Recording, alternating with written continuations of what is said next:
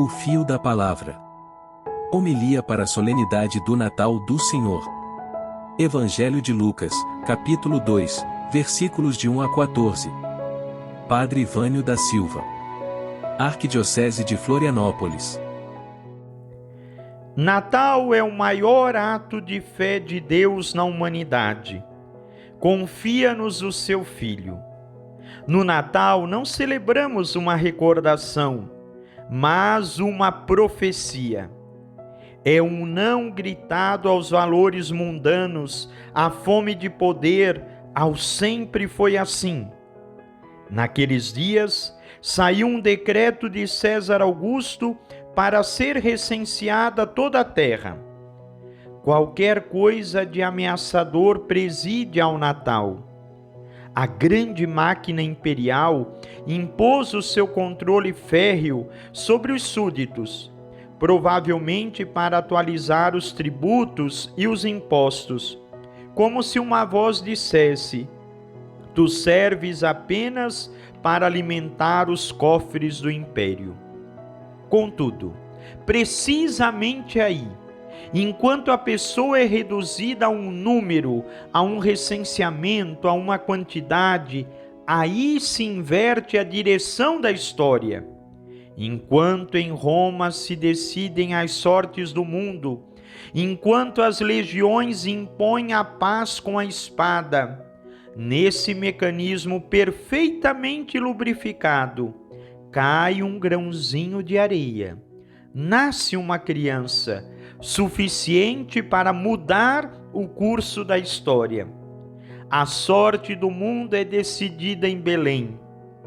Deus recomeça, mas a partir dos últimos. Maria deu à luz o seu filho primogênito, envolveu-o em panos e o deitou numa manjedoura. Deus abandona-se nas mãos de uma mulher, tem fé nela. Como cada um dos nossos filhos, Jesus também viverá pelo abraço da sua mãe. Maria toma a seu cuidado o corpinho do recém-nascido, alimenta-o de leite, de carícias, de sonhos e o faz viver. Assim também Deus vive hoje no nosso mundo, se o tomarmos a nosso encargo, se o ajudarmos a encarnar. O Verbo se fez carne. Não consigo entender, mas olho a boquinha que procura o leite da mãe e digo: o Verbo se fez fome. Não os anjos, mas uma jovem inexperiente e generosa toma o menino ao seu cuidado. O Verbo se fez necessidade. Penso nos abraços que Jesus recebeu e que depois retribuiu aos amigos, às crianças, e digo: o Verbo se fez carícia. Penso no pranto de Jesus diante do túmulo do seu amigo Lázaro e digo: o Verbo se fez lágrimas. Depois penso na mão sobre os olhos do cego de nascença e digo: o Verbo se fez pó, saliva, mão, olhos novos. E finalmente penso na cruz e digo: o Verbo se fez cordeiro e carne em que grita a dor. E comigo que choro, também ele aprenderá a chorar. E se tu tens de morrer, também ele conhecerá a morte. Havia naquela região uns pastores que guardavam de noite os rebanhos, e uma nuvem de asas e os cânticos envolvem aqueles pastores. É maravilhoso que Lucas tome nota desta única visita. Um grupo de pastores que cheiram a lã e a leite. É maravilhoso para todos os pobres, os últimos, os anônimos, os esquecidos.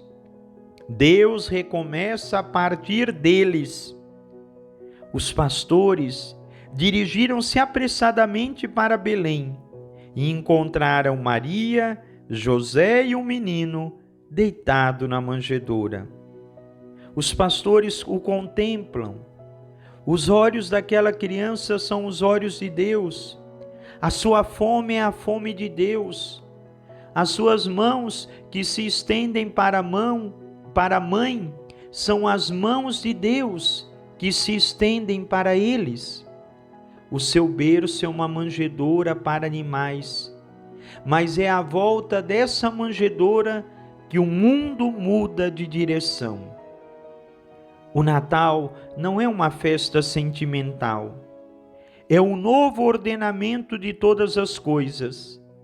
Deus entra no mundo a partir do ponto mais baixo, para que ninguém fique abaixo dele, ninguém deixe de ser abraçado e alcançado pelo seu abraço.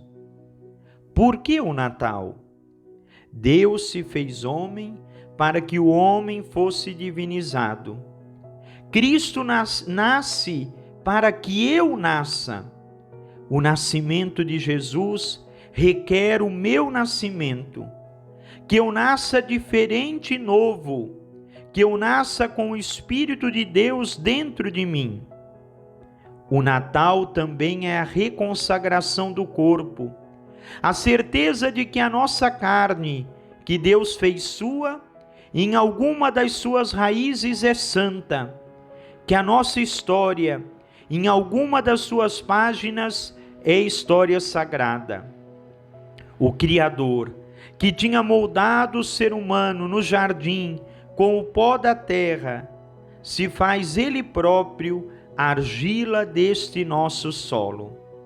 E ninguém pode dizer, aqui acaba o homem, aqui começa Deus, porque Criador e criatura já se abraçaram e se fizeram um para sempre. O que há por trás do olhar de Maria em adoração? O Evangelho não diz. Para entendê-lo, deveríamos escutar também aquilo que as mães têm a dizer sobre o milagre de cada nascimento. As mães sabem que aquele pedacinho de carne palpitante que tem nos braços vem de outro lugar, de longe, cheira a leite e as estrelas, a casa e a mistério. Feliz Natal!